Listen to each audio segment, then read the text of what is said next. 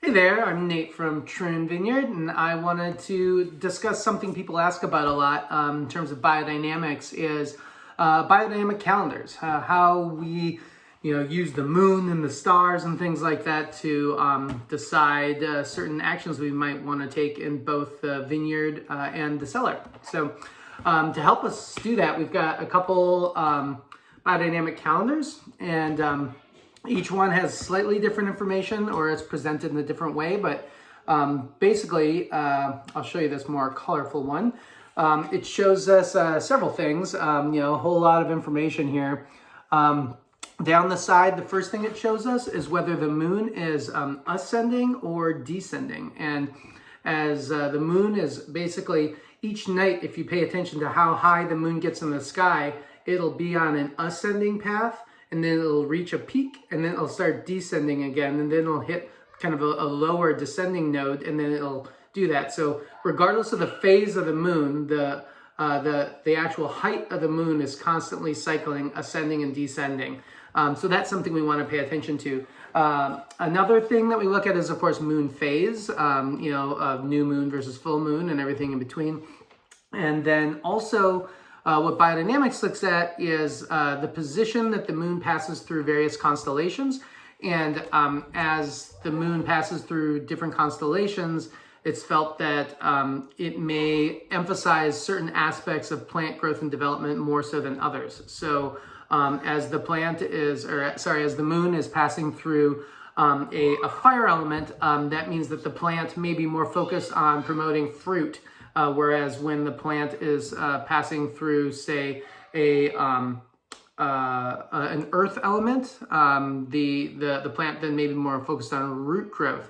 There's also air elements with flowers, and water element with leaves. So, for example, let's say we have a vineyard practice where we want to encourage the root growth. One of the things we do when we're spreading our biodynamic compost, for example, into the field at the end of the growing season, or we spray our biodynamic 500 preparation, which is the cow horn manure, where you bury cow manure inside of a cow horn for 6 months over the winter and dig it up in the spring, and then you apply that to encourage root growth.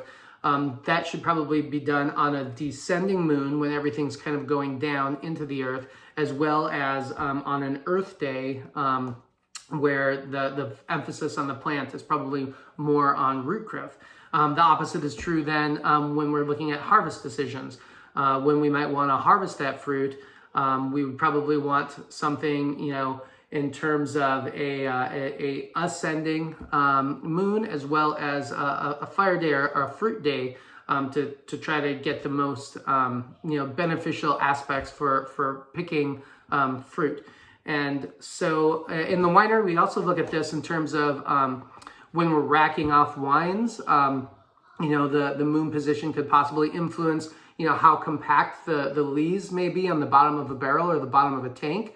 The opposite would be true then for lees stirring. Like if you're actively trying to stir lees and kick them up inside a barrel, you might want to do it at a time when the lees would be the least compact and might stay in solution, longer to kind of get you more of the effect that you're looking for. So, there's the biodynamic calendar goes into so many different things, like with planetary conjunctions and oppositions, and all of those, there's theory behind how those may impact the growth of the plants. But for now, Troon is kind of learning a lot as we go here, and we're just trying to choose the beneficial days of doing these things. And really what the calendar does, almost more so than anything else, is it has us sit down and plan out when we want to do a lot of these different activities.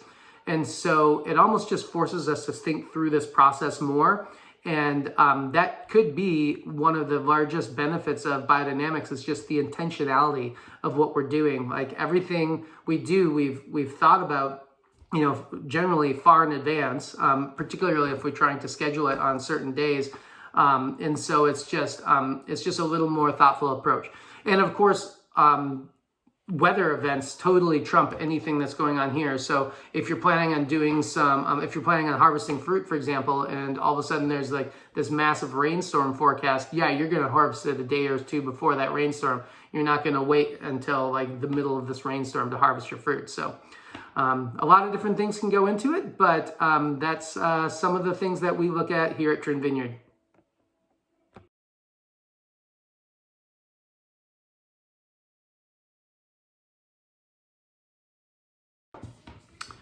And yes, those are my children screaming in the background as I was doing that. So hopefully you can still get the information and just don't mind what's going on in the other room there.